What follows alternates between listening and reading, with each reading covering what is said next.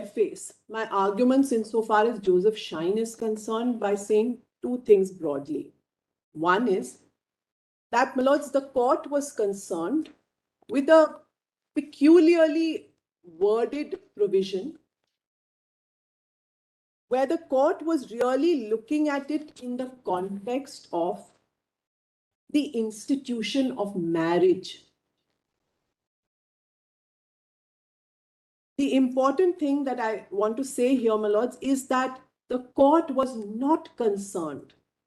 It was not concerned with the impact of an extramarital relationship in the context of a workplace or a work culture. And certainly not in the context of a work culture as unique as the armed forces. So my lord, Joseph Schein was in the context of the institution of marriage and not in the context of a work culture.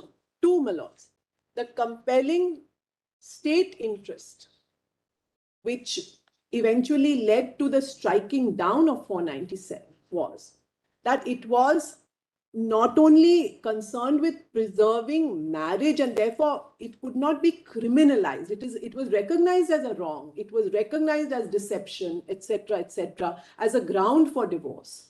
That all that the court preserved. But what it said was that ultimately this is patriarchal. It is out of sync with the times. And the idea, the object, the compelling state interest was not only preservation of the institution of marriage, but to preserve and to control the sexuality of a wife so as to preserve the purity of the bloodline. That was as, my lord, archaic as the provision was. It was in the, my lord, 1800, and that's what Justice Chandrachud actually observes in that the idea was to preserve the purity of the bloodline and therefore control the wife. So, my lords, this is not the prism that we are concerned with.